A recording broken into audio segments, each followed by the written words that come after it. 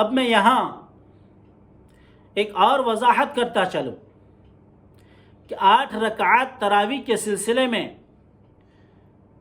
بخاری شریف کی اس روایت کو دلیل بنایا جاتا ہے جس میں اماں عائشہ صدیقہ رضی اللہ تعالی عنہ فرماتی ہیں کہ آقا علیہ الصلوۃ والسلام کا عمل رمضان المبارک میں اور غیر رمضان میں یہ تھا کہ آپ علیہ الصلوۃ والسلام 11 رکعتیں پڑھا کرتے تھے۔ جناب نبی کریم صلی اللہ علیہ وسلم 11 رکعات پڑھتے تھے رمضان میں بھی اور غیر رمضان میں بھی۔ بعض روایات میں 13 رکعات کا تذکرہ آیا ہے، اور اس میں اماں عائشہ صدیقہ رضی اللہ تعالیٰ عنہ فرماتی ہیں کہ آپ علیہ السلام 4 رکعات پڑھتے تھے، پھر 4 پڑھتے تھے، پھر 3 پڑھتے تھے، یعنی 4 رکعات کر کے 2 بار پڑھ لیتے تھے، 8 رکعتیں ہو گئیں، پھر ایک بار 3 رکعات پڑھتے تھے، یعنی وتر کی نماز، اور پھر آپ علیہ الصلوۃ والسلام ایک روایت میں آتا ہے کہ اس کے بعد 2 رکعات اور پڑھتے تھے، یعنی 13 رکعتیں ہو گئی۔ اس میں ایک مسئلہ یہ بھی سمجھ میں آیا کہ وتر کی نماز 3 رکعتیں ہیں۔ آپ علیہ الصلوۃ والسلام نے وتر کی نماز 3 رکعت پڑھی ہیں۔ اب جو لوگ 8 رکعت تراویح کے قائل ہیں وہ وتر کی نماز 1 رکعت پڑھتے ہیں۔ اب اس روایت میں تو اماں عائشہ صدیقہ رضی اللہ عنہ فرماتی ہیں کہ آپ علیہ السلام 4 رکعت کر کے 2 بار پڑھتے تھے، پھر اس کے بعد 3 رکعت پڑھتے تھے۔ محدثین کرام نے اس حدیث کی وضاحت کرتے ہوئے فرمایا کہ یہاں 8 رکعت کے بعد 3 رکعت کا جو تذکرہ ہے وہ 8 رکعت آپ علیہ الصلوۃ والسلام کا جو معمول پورے سال کا تھا وہ بیان فرما رہی ہیں اماں عائشہ رضی اللہ عنہ کہ رمضان میں بھی اور غیر رمضان میں بھی آقا علیہ الصلوۃ والسلام 8 رکعت پڑھا کرتے تھے رات کو، یعنی آپ کا قیام اللیل کا یہ معمول تھا کہ آپ 8 رکعت پورے سال پڑھتے تھے۔ تو پورے سال کا معمول کیا ہوگا؟ کیا پورے سال تراویح ہوتی ہے؟ کیا 8 رکعات کے قائلین پورے سال تراویح پڑھتے ہیں؟ اس میں تو اماں عائشہ فرما رہی کہ آپ علیہ الصلوۃ والسلام پورے سال کا یہ معمول ہے، رمضان اور غیر رمضان دونوں میں، اور فرماتی ہیں کہ 4 رکعتیں کر کے 2 بار پڑھتے تھے، جبکہ 8 رکعت تراویح کے قائلین بھی یہ کہتے ہیں کہ وہ 2 رکعت پڑھتے ہیں۔ 8 رکعت نماز 4 سلاموں کے ساتھ پڑھتے ہیں، جبکہ حضور اکرم صلی اللہ علیہ وسلم یہاں 4 رکعت کر کے پڑھے ہیں۔ پھر 8 رکعت کے قائلین 1 رکعت ہی وتر پڑھتے ہیں، جبکہ اماں عائشہ فرماتی ہیں کہ آقا علیہ الصلوۃ والسلام پھر اس کے بعد 3 رکعت پڑھتے تھے، یعنی وتر کی، کہ وتر کی نماز تو آپ علیہ السلام نے 3 رکعت پڑھی ہیں، پھر یہ 1 رکعت کیوں پڑھتے ہیں؟ تو آقا علیہ الصلوۃ والسلام کو فالو کرنا چاہتے ہیں کہ ہم صحیح طریقے پر چل رہے ہیں، ظاہر ہے کہ پھر ان کا عمل خود اس کے خلاف ہے۔ اور پھر حضور اکرم صلی اللہ علیہ وسلم رمضان غیر رمضان دونوں میں پڑھتے تھے،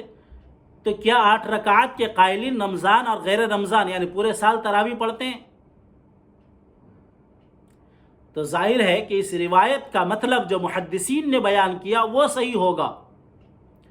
کہ آپ علیہ الصلوۃ والسلام تہجد کی نماز پڑھا کرتے تھے 8 رکعت، جو رمضان میں بھی معمول تھا اور غیر رمضان میں بھی معمول تھا۔ رمضان اس قدر برکتوں والا مہینہ ہے، اس قدر خیر کا مہینہ ہے، کیا حضور اکرم صلی اللہ علیہ وسلم عبادت کا جو معمول پورے سال رکھتے تھے رمضان میں بھی وہی معمول ہوتا تھا؟ خود حضور اکرم صلی اللہ علیہ وسلم رمضان المبارک کی اس قدر فضیلت اور اہمیت بیان فرماتے ہیں کہ رمضان المبارک کی راتوں میں قیام کرنے والا، روزوں کا اہتمام کرنے والا ایسا ہے کہ وہ اپنے گناہوں سے اس طرح نکل جائے گا کہ جس طرح وہ اپنے ماں کے پیٹ سے جس دن پیدا ہوا تو اس دن کی طرح ہو جائے گا، یعنی بالکل گناہوں سے پاک و صاف ہو جائے گا۔ تو کیا حضور اکرم صلی اللہ علیہ وسلم امت کو تو تعلیم دے رہے ہیں، ترغیب دے رہے ہیں، امت کو ابھار رہے ہیں رمضان میں عبادت پر، رمضان میں آپ علیہ الصلوۃ والسلام امت کو ترغیب دے رہے ہیں، اور خود آپ علیہ الصلوۃ والسلام کیا اسی طریقے پر عمل کریں گے جو پورے سال آپ کا معمول تھا؟ ظاہر ہے کہ یہ دین سے ناواقفیت کی علامت ہے، یہ شریعت کے مزاج کو، مزاج نبوت کو نہ سمجھنے کی وجہ سے ہے۔ یہاں معاملہ اہل سنت والجماعت اور علماء حق کی مخالفت کا نہیں ہے، یہاں معاملہ ہے نبی کریم صلی اللہ علیہ وسلم کی سنت کا، کہ آپ علیہ السلام کی سنت کیا تھی۔ خود دیگر روایات سے یہ پتہ چلتا ہے کہ آقا علیہ السلام رمضان المبارک میں اپنی کمر مضبوط کر لیتے تھے، کمر کس لیتے تھے، یعنی عبادت کے لیے آپ علیہ السلام رمضان میں اپنے آپ کو فارغ کر لیتے تھے۔ آپ علیہ السلام کی عبادت کا معمول رمضان میں دیگر مہینوں سے کہیں زیادہ بڑھ جاتا تھا۔ تو پھر یہ کہنا کہ آقا علیہ السلام پورے سال کا جو معمول تھا وہی معمول صرف رمضان میں بھی رہتا تھا، یعنی آپ علیہ السلام رمضان میں گویا تہجد کی نماز نہیں پڑھتے تھے، چونکہ آپ علیہ السلام وہی 8 رکعت جو غیر رمضان میں تہجد کی پڑھتے تھے رمضان میں اسی کو بطور تراویح پڑھتے تھے۔ یعنی اس کا مطلب یہ ہوا کہ حضور اکرم صلی اللہ علیہ وسلم نے نعوذ باللہ رمضان میں تہجد کی نماز چھوڑ دی۔ قرآن کریم تو نافلۃ لک کہہ رہا ہے کہ تہجد کی نماز آپ کے لیے بطور فرض کے ہے۔ نافلۃ لک کی مفسرین نے تفسیر کی فریضۃ زائدۃ لک، کہ آپ کے لیے ایک ایکسٹرا فرض ہے، ایک زائد فرض ہے۔ تو جو تہجد کی نماز آپ علیہ السلام پر فرض تھی، امت کے لیے جو سنت قرار پائی، وہ تہجد کی نماز حضور اکرم صلی اللہ علیہ وسلم رمضان میں چھوڑ دیتے تھے۔ نعوذ باللہ من ذالک، کہ حضور اکرم صلی اللہ علیہ وسلم پر یہ الزام لگانے کی جرأت کسی صاحب ایمان میں ہونی چاہیے۔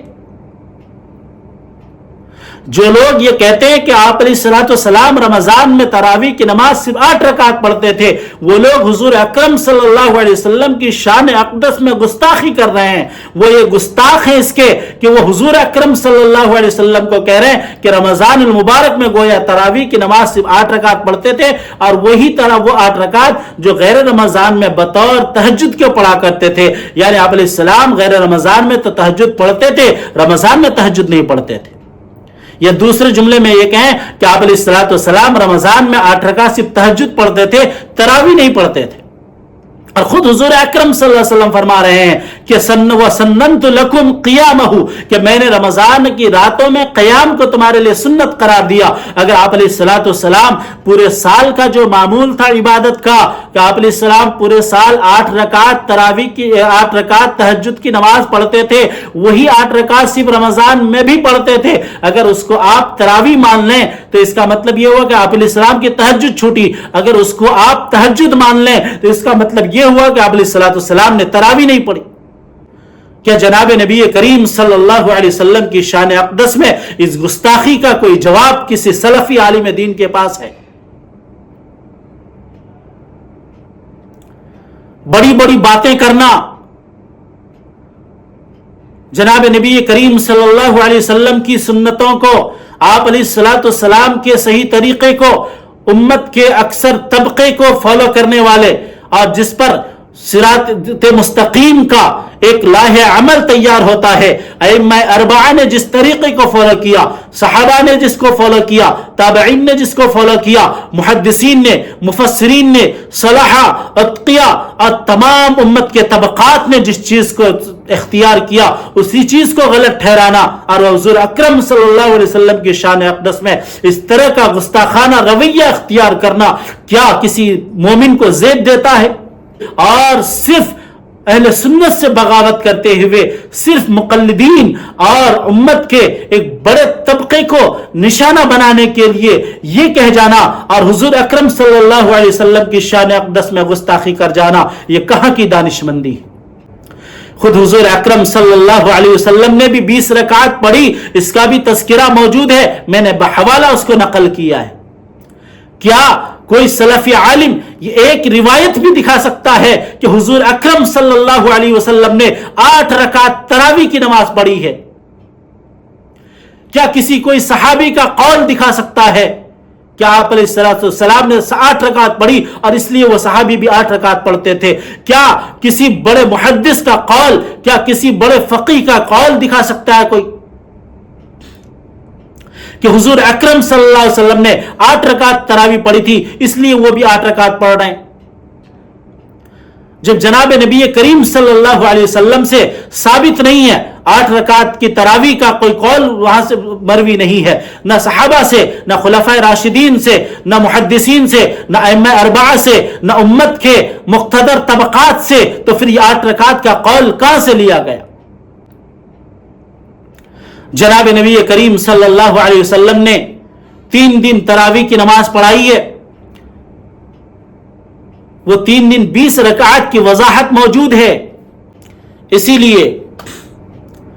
تمام صحابہ کرام نے سیدنا عمر فاروق رضی اللہ تعالیٰ عنہ کی طرف یہ بات منسوب کرنا کہ 20 رکعت تراویح سیدنا عمر فاروق کی سنت ہے، یہ بات بھی بالکل بداہت کے خلاف ہے۔ حضرت عمر فاروق رضی اللہ تعالیٰ عنہ کی سنت نہیں ہے۔ میں یہ بھی کہتا چلوں کہ اگر سیدنا عمر فاروق رضی اللہ تعالیٰ عنہ کی سنت ہوتی تب بھی امت کو اس پر عمل کرنا لازم ہوتا۔ خود حضور اکرم صلی اللہ علیہ وسلم نے فرمایا تھا علیکم بسنتی و سنت الخلفاء الراشدین المہدیین۔ خود حضور کے فرمان کی وجہ سے حضرت عمر فاروق رضی اللہ تعالیٰ عنہ کی سنت اور ان کے طریقے کو فالو کرنا امت پر لازم ہوتا، لیکن یہ بات چونکہ بداہت کے خلاف ہے، سیدنا عمر فاروق رضی اللہ تعالیٰ عنہ کی سنت نہیں ہے، یہ حضور اکرم صلی اللہ علیہ وسلم کی سنت ہے کہ حضور اکرم صلی اللہ علیہ وسلم نے 20 رکعت تراویح خود پڑھائی ہے۔ اسی لیے صحابہ بھی 20 پڑھتے تھے۔ اسی لیے حضرت عمر فاروق رضی اللہ تعالیٰ عنہ نے جب امامت پر متفق کر دیا کہ ایک مسجد میں ایک مصلی میں ایک امام تراویح کی نماز پڑھایا کرے تو کسی صحابی کو کوئی اس کا اختلاف نہیں ہوا، اور اسی لیے اما عائشہ صدیقہ رضی اللہ تعالیٰ عنہ جو حضور اکرم صلی اللہ علیہ وسلم کی وہ روایت نقل کرتی ہیں 8 رکعت والی، جس کو سلفی اور اہل حدیث حضرات دلیل کے طور پر پیش کرتے ہیں، میں یہ بات بھی بتاتا چلوں کہ وہی اما عائشہ صدیقہ رضی اللہ تعالیٰ عنہ فرماتی ہیں، بخاری شریف میں روایت موجود ہے، من احدث فی امرنا هذا ما ليس منه فهو رد، کہ دین میں اگر کسی نے ایسی چیز کا ایجاد کیا جس کا تعلق اس دین سے نہیں تھا تو وہ چیز مردود کہلائے گی، وہ بدعت کہلائے گی۔ اما عائشہ صدیقہ رضی اللہ تعالیٰ عنہ کے حجرے کے باہر مسجد نبوی میں آپ علیہ السلام کے اس دنیا سے پردہ فرمانے جانے کے بعد بھی سیدنا عمر فاروق رضی اللہ تعالیٰ عنہ کے دور خلافت سے اگر لیں تو وہاں سے لے کر سیدنا عمر فاروق رضی اللہ تعالیٰ عنہ نے جب تراویح شروع کرائی تھی اس کے بعد بھی اما عائشہ صدیقہ رضی اللہ تعالیٰ عنہ تقریباً اس دنیا میں 42 سال ہجرت باقاعدہ حیات رہی۔ کیا اگر حضور اکرم صلی اللہ علیہ وسلم کی سنت کے خلاف یہ طریقہ ہوتا کہ آپ علیہ السلام کی سنت 8 رکعت ہوتی اور حضرت عمر فاروق رضی اللہ تعالیٰ عنہ نے 20 رکعت شروع کرا دی تو اما عائشہ صدیقہ رضی اللہ تعالیٰ عنہ نے ٹوکا کیوں نہیں کہ حضور اکرم صلی اللہ علیہ وسلم کا فرمان اس کے خلاف ہے، آپ اس کے خلاف کیوں عمل کروا رہے ہیں؟ کیا کوئی یہ کہنے کی جرات کر پائے گا کہ اما عائشہ صدیقہ رضی اللہ تعالیٰ عنہ ایک طرف تو حضور کا قول نقل فرما رہی ہے کہ کوئی اگر حضور اکرم صلی اللہ علیہ وسلم کے دین میں ایسی چیز کی ایجاد کرے، ایسی چیز کو پیدا کرے جس کا تعلق اس دین سے نہیں ہے تو وہ چیز مردود کہلائے گی، یعنی بدعت کی اس دین میں کوئی گنجائش نہیں ہے۔ لیکن خود اما عائشہ صدیقہ رضی اللہ عنہ ایک بدعت ہوتے ہوئے مسجد نبوی میں 42 سال تک دیکھتی رہی۔ 40-42 سالوں میں اما عائشہ صدیقہ رضی اللہ عنہ نے ایک بار بھی نہیں ٹوکا۔ کیا کوئی یہ کہنے کی جرات کر پائے گا کہ اما عائشہ صدیقہ رضی اللہ تعالی عنہ صرف قول میں تھی، عمل میں مضبوط نہیں تھی؟ نعوذ باللہ من ذالک۔ وہ اما عائشہ صدیقہ رضی اللہ عنہ جس نے اس امت کو آدھا علم منتقل کرایا، جس امت کے روایات حدیث کو بیان کرنے میں، حدیث کو نقل کرنے والوں میں روات صحابہ کرام میں 6 نمبر پر آتی ہیں، اتنی بڑی عظمت والی کہ آپ علیہ السلام سے آپ نے وہ دین سیکھا، وہ تعلیم پائی، وہ تربیت پائی کہ آپ کی کوئی جواب نہیں امت میں۔ آپ اپنے وقت کی سب سے بڑی فقیہہ، محدثہ، مفسرہ تھی۔ کیا آپ نے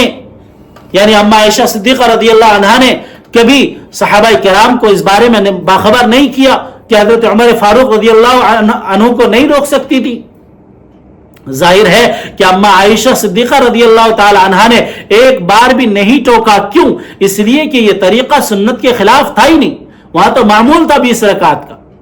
خود حضور اکرم صلی اللہ علیہ وسلم نے 20 پڑھائی ہے اور آپ علیہ السلام کے صحابہ 20 پڑھتے آ رہے تھے، اس لیے اس پر کسی طرح کی کوئی بحث ہی نہیں ہوئی کہ 20 اور 8.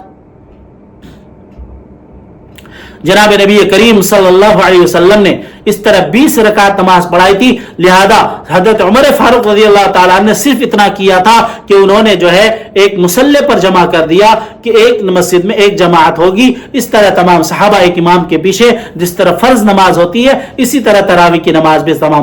تمام لوگ ایک امام کے پیچھے نماز پڑھیں گے. اس لیے کسی کو کوئی اعتراض ہی نہیں ہوا، کسی کو اس بارے میں کوئی خیال ہی نہیں آیا.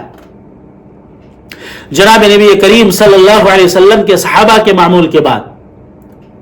آپ علیہ السلام کے خلفائے راشدین صحابہ ہیں، اس کے علاوہ دوسرے صحابہ سیدنا عثمان غنی رضی اللہ تعالیٰ عنہ، سیدنا علی مرتضی رضی اللہ تعالیٰ عنہ،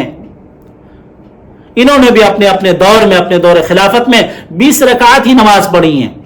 پڑھائی بھی ہیں، پڑھی بھی ہیں. کسی نے اس پر نکیر نہیں فرمائی.